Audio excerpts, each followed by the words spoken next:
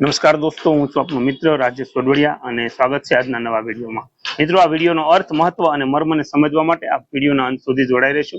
અંતમાં આપને ખૂબ સરસ મજાનો સંદેશ અમે પહોંચાડીશું અને આવા જ બીજા વિડીયો જોવા માટે અમારા આઈડીને ફોલો કરશો, યુટ્યુબ ચેનલને સબસ્ક્રાઇબ કરશો, લાઇક શેર કરી અને આપના પ્રતિભાવ છે એ કોમેન્ટમાં જરૂરથી આપશો।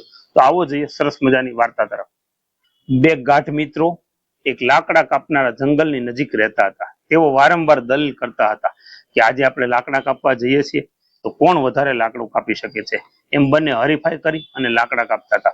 તેથી એક દિવસ તેઓએ નક્કી કર્યું કે સૌથી વધારે જે લાકડું કાપી શકે એ જોવા માટેની એમને સ્પર્ધા ગોઠવી અને સ્પર્ધાના છે અમુક નિયમો લખ્યા કે જે સવારે 8 થી સાંજના 5 વાગ્યા સુધી સૌથી વધુ સમય વિતાવે છે અને લાકડું કાપે છે અને વધારે લાકડું કાપીને લાવશે એમની જીત થશે। બીજે દિવસે સવારે તેઓ જંગલમાં પોતાનું સ્થાન લીધું અને શક્ય તેટલું ઝડપથી લાકડું કાપવાનું એમણે શરૂ કર્યું।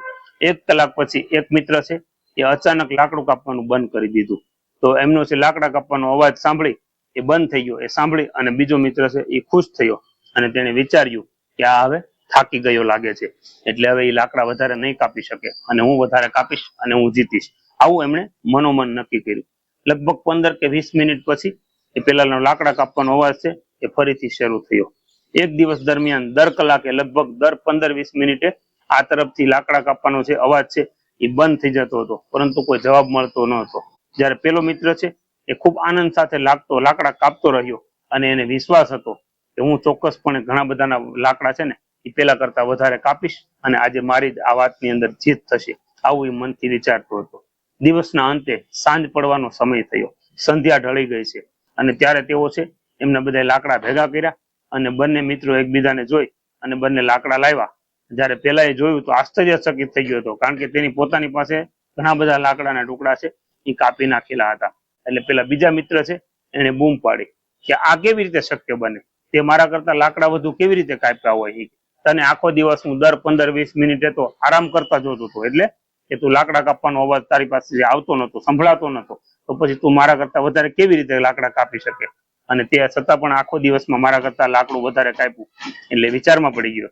ત્યારે પેલો મિત્ર છે એમણે હસીને જવાબ આપ્યો કે મેં 15 મિનિટનો આરામ કરવાની સાથે સાથે મારી કુહાડી છે એને પણ આરામ આપી દીધો હતો અને તેથી જ હું વધુ લાકડાને કાપી શક્યો હતો અને તું સતત લાકડા કાપ્યો હશો। આપણે બધા ખૂબ જ વ્યસ્ત છીએ। આપણે એટલા વ્યસ્ત છીએ કે આપણી પાસે આપણા માટે સમય નથી। આપણી કુવાડી એટલે આપણું મગજ, એટલે કે આપણી જે કાંઈ ઓજારો હોય એ જ બધું આપણું મગજ અને એ જ આપણું સાધન સરંજામ હોય છે। અને જેમ માણસને આરામની જરૂર પડે છે ને એમ એમને પણ આરામની જરૂર પડે છે। એટલે કુહાડી છે એ આપણું મગજ ગણીએ તો દિવસે ઓછું તીક્ષ્ણ થતું જાય છે। સમયાંતરે એમને પણ વિરામની જરૂર હોય છે અને એમને આપણે વિરામ ન દઈએ તો સતત કામ કરવાના કારણે કામ તો થતું હોય છે પણ એનું પરિણામ છે એ નથી આવતું। એટલે કંઈક નવું શીખવું, કંઈક નવું અનુભવવું અને એ કરવાથી જ મગજ છે એ શાર્પ બને છે અને થોડું ઘણું આ કામ છે એમાં સક્રિયતા હોય તો વધારે કામનું આઉટપુટ પણ નીકળે છે।